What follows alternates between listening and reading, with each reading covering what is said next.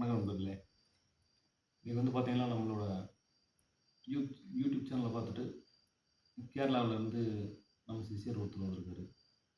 அவர் வந்து கருப்பணசாமியை வந்து தீட்சைக்கு எடுத்து வந்துருக்காரு. அதுக்கு தேவைப்பட்ட விக்கிரகம், ஐம்பொன்னால் செய்யப்பட்ட விக்கிரகம், அவருக்கு முன்னோடியாக இருக்கக்கூடிய குதிரை இருக்கு. அவங்க வழிபடக்கூடிய மாலை ருத்ராஜ மாலை அல்லது துளசி மாலை, வெள்ளரிக்கல மாலை, இதில் வந்து அவங்க வழிபடலாம். அந்த தேவைப்பட்டது அந்த கருப்பணசாமிக்கு உள்ளே வைக்கக்கூடிய மூலாதார சக்கரம், அந்த கருப்பணசாமிக்குரிய மை, எந்திரங்கள் சம்மந்தப்பட்டது,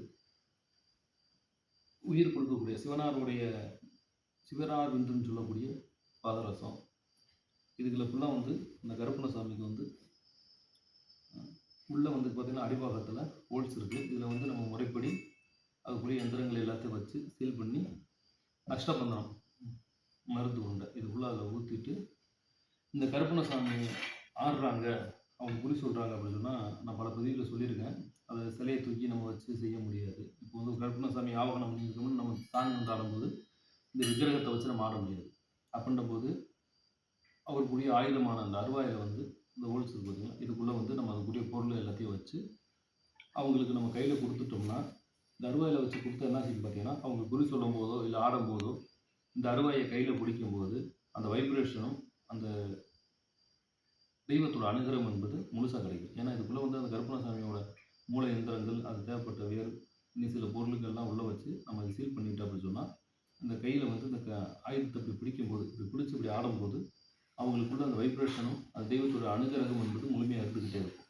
அதனால தான் நம்ம முன்னோர்கள் எல்லாரும் பார்த்திங்கன்னா அந்த தெய்வத்துக்குரிய ஆடைகளை அணிஞ்சாங்க. ஏன்னா அந்த ஆண் தெய்வமாக இருந்தால் ஆண் தெய்வத்துக்குரிய ஆடைகளை நம்ம அணிஞ்சிட்டு வழிபடணும். பெண் தெய்வங்களாக இருந்தால் பெண் தெய்வத்தோட சில அங்கங்கள், ஒரு மிட்டி போடுறது, இல்லை அந்த பெண் தெய்வங்களுக்குரிய இதில் பண்ணுறது. குலசீரப்பட்டி முத்தாரம்மன் கோயிலுக்கு பார்த்திங்கன்னா ஒரு ஜென்ஸ் போகிற ஜென்ஸுகள் பார்த்திங்கன்னா அவங்களே வந்து பார்த்திங்கன்னா வளையல் போடுவாங்க, இதெல்லாம் பண்ணுறாங்க. ஏன்னா அந்த தெய்வத்துக்கு தகுந்த மாதிரி நம்மளும் நம்மளோட உடம்புகளும் சில பாவனைகளை மாற்றிக்கிறோம் அப்படின்ற ஒரு எடுத்துக்காட்டுக்கு தான் நம்ம முன்னோர்களுக்குள்ளே வந்து அந்த தெய்வத்துக்குரிய அருவா, தீப்பந்தயம், இந்த சலங்கை கட்டக்கூடிய இதெல்லாம் வந்து நம்ம முன்னோர்கள் வச்சது தான், நம்ம வச்சது இல்லை.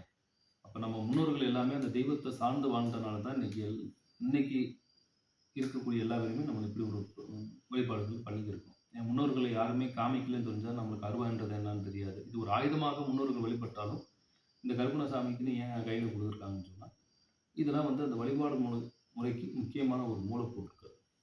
அதனால தான் இதுக்குள்ளே வந்து நம்ம அடைச்சிருக்கோம். நன்றி.